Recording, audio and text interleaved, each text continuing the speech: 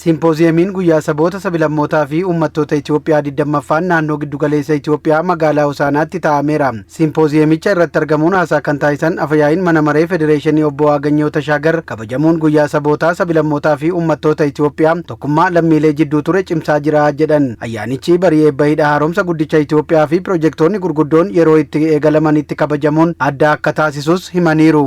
ሀያኛው የኢትዮጵያ ብሔሮች ብሔረሰቦችና ሕዝቦች በዓል ከልማትና ከዲሞክራሲ ስርዓት ግንባታ ጋር ቀጥታ ግንኙነት ያላቸው ታላላቅ ayyaanni sabootaa sablammootaa fi uummattoota Itoophiyaa 20ffaan misoomaaf sirna ijaarsa diimokiraasii waliin kallattiin walitti dhufeenya kan qaban hojiiwwan misoomaa gurguddoo akka biyyaatti ta'e akka naannootti hojjetamaa jiru keessatti kabajamuunsaa adda isa taasisa. Ashaaraa sabootaa sablammootaa fi uummattoota Itoophiyaa kan ta'ee fi tokkummaa sabdaneessummaa keenya kan ittiin mul'isne injifannoo Adwaa lammaffaa keenya kan ta'e hidhi haaromsa guddichi Itoophiyaa yeroo itti xumuramuun eebbifamee fi piroojeektonni gurguddoon biyyattii ol kaasan wayita itti eegalamanitti kabajamuun ayyaanichaa adda waan ta'eef baga gammaddan jechuun barbaada.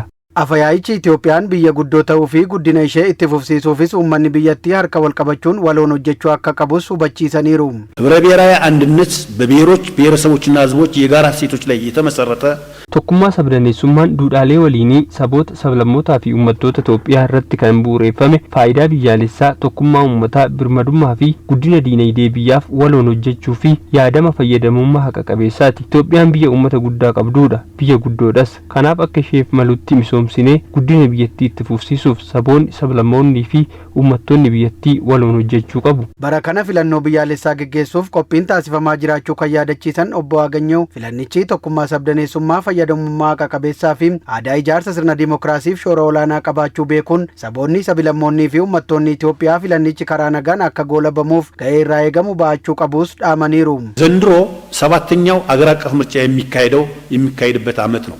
Barri kun bara filannoo biyyaalessaa itti gaggeessinuudha. Filannichi uummanni bal'inaan akka itti hirmaatu nagaa haqa qabeessaan akka goolabamuuf mootummaan xiyyeeffannoo fi kutannoo olaanaan hojjechaa jira. Filannoon biyyaalessaa kun tokkummaa sabdaneessummaaf, walqixxummaaf, fayyadamummaa haqa qabeessaa fi aadaa ijaarsa sirna diimokiraasiif ga'ee inni qabu hubachuun saboonni sablammoonnii fi uummattoonni Itoophiyaa filannichi karaa nagaan akka goolabamuuf ga'ee irraa eegamu ba'achuu qabu. Aangoo qabachuun kan danda'amu filannoo fi kaardii qofaan ta'uu akka ta'e kan itti mirkaneessinu waan ta'eef xiyyeeffannoo addaa kenninee hojjechuu qabna. Waggoottan darban itti kabajamuun guyyaa saboota sabilammootaa fi uummattoota Itoophiyaa irraa bu'aa olaanaan argamuu kan himan afayaa'iin mana maree Federeeshinii obbo Waaganyoo Tashaagar kabaja guyyaa saboota sabilammootaa fi uummattoota bara kanaaf naannoon giddugaleessa Itoophiyaa hojii milkaa'ina qabu hojjechuus dubbataniiru.